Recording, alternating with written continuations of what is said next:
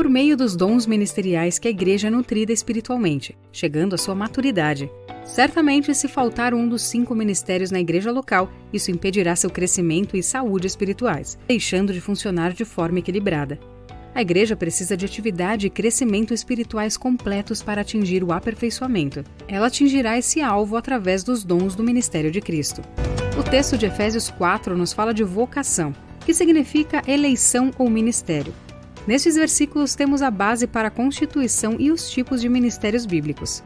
A Bíblia esclarece que Jesus é o doador dos dons e os distribui aos homens, ao seu corpo, isto é, a igreja. Em primeiro lugar, o ministério é considerado um cargo, porque é nomeado diretamente por alguém, no caso da igreja, por Deus. Em segundo, o ministério é uma incumbência, porque aquele que recebe é responsável por administrá-la de maneira correta, já que há de prestar contas a Deus de seu ministério. E em terceiro lugar, é considerado uma função, porque através deste serviço o ministério vai operar no reino de Deus, recebendo autoridade e unção concernentes a ela. Então vamos falar um pouco desses 5 ministérios dados por Jesus Cristo à igreja. Quando Jesus voltou ao Pai, não estava abandonando a igreja, estava trazendo provisão para ela. Convinha que ele fosse, pois enquanto permanecesse na terra, estaria limitado a apenas um lugar, e o que Jesus queria fazer era em âmbito mundial. Por isso, ele ascendeu ao céu, assumiu a sua posição à direita do Pai, como cabeça da igreja, e enviou o Espírito Santo como prometera. Agora era possível que Jesus estivesse presente através do Espírito Santo onde quer que 2 ou 3 estivessem reunidos em seu nome. Cristo deu o Espírito Santo para guiar o homem a toda a verdade, e o Espírito usa os dons que Cristo deu. E se você quer saber um pouco mais sobre o Espírito Santo, aqui no canal tem um vídeo inteiro sobre ele. Confere lá depois desse. Quando Jesus subiu às alturas, deu um ministério de 5 aspectos à igreja. Estes ministérios são necessários para que os propósitos de Deus sejam cumpridos na terra. Somente um não é suficiente. A igreja necessita de todos atuando em harmonia. O desejo de Cristo é uma igreja gloriosa, sem mácula nem ruga. E ele providenciou 5 ministérios para que a igreja ande em unidade de fé e cumpra o plano soberano de Deus para o seu povo. Eles não foram dados apenas para a época apostólica, mas para a igreja de todos os tempos. Efésios 4, de 12 a 14, deixa claros os objetivos do ministério cristão. São eles: o aperfeiçoamento dos santos para o desempenho de seu serviço, ou seja, a capacitação individual que vem pelo serviço dentro da igreja. A edificação do corpo de Cristo não é dada somente a um membro, mas a toda a igreja. A unidade de fé, ou seja, levar o corpo local à unidade e convicção de fé. Outro objetivo é o conhecimento do Filho de Deus, ou seja, o conhecimento da igreja acerca de Jesus e de toda a sua obra. A perfeita varonilidade, que é o crescimento e amadurecimento da igreja até a estatura de Cristo. E firmeza na doutrina, que é a compreensão da fé e abandono de qualquer forma de heresia. Jesus Cristo é o padrão para os 5 ministérios. Quando ele subiu para a destra do Pai, repartiu seu ministério em 5 aspectos, confiando a vários vasos uma porção plena do seu ministério. A respeito disso, vemos Cristo como apóstolo e sumo sacerdote em Hebreus 3:1, profeta em João 4:14, evangelista em Lucas 4:18, pastor em João 10:11 e mestre em João 3:2. Vamos ver agora a classificação e a correlação de ministério. Cristo supriu a igreja com ministérios que possuem características diferentes, para que ela descubra a multiforme sabedoria de Deus. Na Bíblia, vemos esses ministérios em ordem pré-estabelecida. Primeiro, o apóstolo, que é o fundador de uma igreja. É aquele que traz a fundamentação à igreja e supervisiona o corpo de Cristo, na condução do propósito estabelecido por Deus na localidade. O profeta, que é aquele que traz a mensagem de direção, é quem traz a compreensão ou esclarecimento dos acontecimentos espirituais e, através dessa luz, conduz o rebanho na direção do Espírito. O evangelista é o que expande o trabalho. É quem tem a função de atrair as pessoas a Cristo pelas boas novas do Evangelho. O pastor, que apacenta as ovelhas, é aquele que se dedica ao acompanhamento das vidas, visando o cuidado e o bem-estar espiritual delas. E por fim, o mestre é aquele que consolida a obra. É a pessoa que tem a capacidade de transmitir o conhecimento e interiorizá-lo nas pessoas, descortinando profundamente os mistérios divinos. Vejamos agora um resumo de cada um dos dons ministeriais. Se você está curtindo esse vídeo, já clica aí no gostei para eu saber, beleza? Primeiro, o ministério apostólico. Entenda o que queremos dizer a respeito do apóstolo nos dias de hoje. No Novo Testamento, a palavra grega vem do verbo apostelo. Apo é uma preposição que significa partir para fora. mais stelo, que é um verbo que significa apartar, enviar. Portanto, apostelo significa partir ou ser enviado com um objetivo, uma missão. Dessa expressão originou-se o termo bem conhecido e usado, missionário, isto é, aquele que cumpre uma missão. A palavra missão vem do latim, mito, que significa enviar. Portanto, veremos que a designação de apóstolo pode ser plenamente compreendida com a conotação de missionário. Sobre a função e os objetivos do ministério apostólico, a principal delas é fundar uma igreja local, assegurando que ela possua uma fé sincera. O apóstolo é usado por Deus como canal para exercer os demais ministérios, manifestando liderança espiritual. Tem a responsabilidade de fundar a embaixada do reino no local para onde foi enviado. Posteriormente, passa a supervisionar o campo, à medida que vai crescendo o número de congregações. Vejamos agora o ministério profético. A palavra profeta vem de um vocábulo grego cujo significado tem a raiz verbal que significa profetizar, entregar uma mensagem de alguém para outro.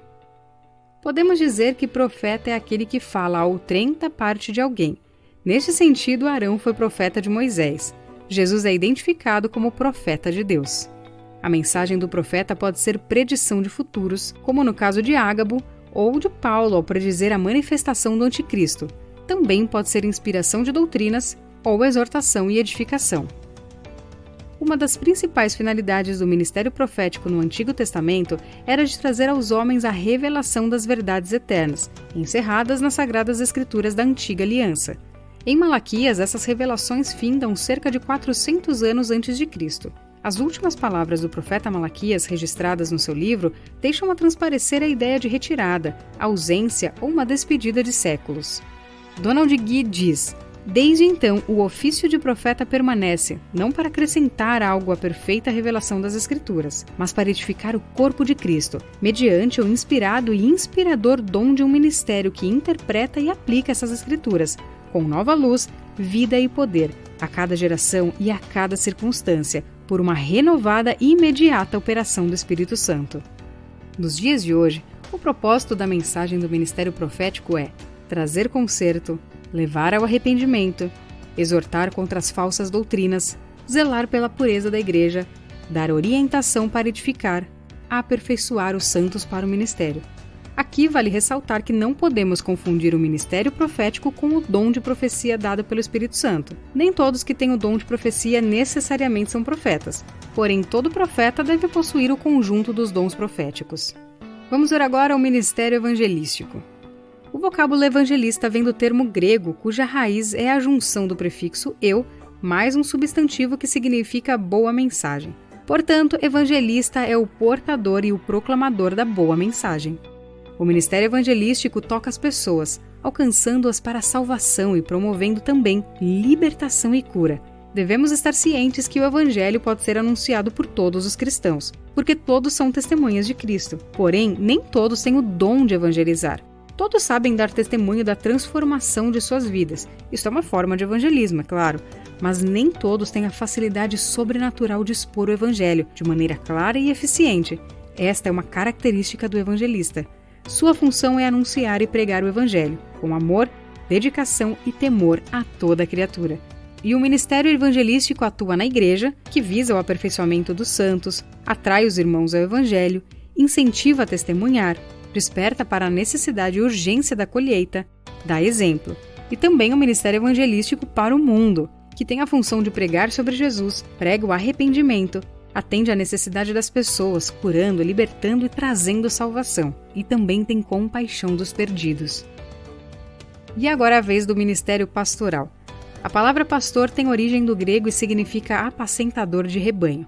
Logo, o pastor de uma igreja é o homem instituído por Deus que tem um dom de cuidar das ovelhas. Ele conduz o rebanho aos pastos verdejantes, nutrindo e protegendo. De todos os ministérios existentes, o pastorado é o mais conhecido em nossos dias. Este título é dado a ministros, mesmo com diferentes funções ministeriais. Esse ministério é tão digno que o próprio Jesus se chamou de pastor. O Antigo Testamento atribuía a Deus o título de pastor de Israel. Já o pastor tem uma dupla função. No diálogo de Jesus com Pedro em João 21, antes de sua restauração ao ofício pastoral, o mestre usou dois termos que sugerem uma dupla função do pastor. A primeira é apacentar. O vocábulo significa alimentar, Dar de comer. A linguagem é figurada, portanto, traduz o dever de doutrinar, ministrar conhecimentos e dirigir no bom caminho. E também pastorear. O pastor tem o dever de guiar o rebanho, não somente alimentar, mas conduzir ao pasto, ou mesmo prover a pastagem. Também é dever do pastor proteger as suas ovelhas do mau tempo e dos animais ferozes. O ofício pastoral inclui a obrigação de recuperar a ovelha fraca, doente ou desviada. Este ensinamento foi ratificado por Cristo. E por fim, o ministério de mestre. A palavra mestre tem origem do grego que significa instrutor, professor, aquele que ensina e instrui o povo na palavra de Deus. No hebraico, moré é aquele que faz ver as coisas, e rabi, aquele que leva as pessoas à compreensão de tudo. Portanto, biblicamente, mestre é aquele que recebe a unção espiritual para ensinar as instruções concernentes à palavra de Deus. A função do mestre é clara. Ele é um ministro que recebe de Deus o dom de ensinar. A exposição clara e fundamentada da doutrina de Cristo constitui o mais autêntico e eficiente meio para a edificação dos fiéis. O Espírito Santo, através do dom de mestre, traz à luz as mais preciosas e profundas verdades divinas. Todas, entretanto, são reveladas ou retiradas do tesouro insondável das Sagradas Escrituras. Foi o que Jesus ensinou em João 14:26 e Mateus 22:29. Mas qual é a importância dos ensinamentos do Mestre? Primeiro, prevenir contra a tentação e o pecado. A ausência de mestre e, consequentemente, da doutrina fundamentada nas Sagradas Escrituras é a causa da instabilidade de algumas igrejas. Também é importante, pois corrige atitudes e costumes errados. A palavra de Deus, ensinada com a habilidade concedida pelo Espírito Santo, fertiliza e vivifica a vida espiritual do rebanho, despertando ânimo, imprimindo nos corações o desprezo ao pecado e anseio de santidade. E também produz convicções. Crentes sem convicções são como árvores sem raízes e ramos ao vento. Igrejas sem mestres da parte de Deus ministrando a doutrina cristã são edifícios sem alicerces. Em um único vídeo é impossível se aprofundar nesse tema tão vasto. Deus abençoe a sua vida e até a próxima!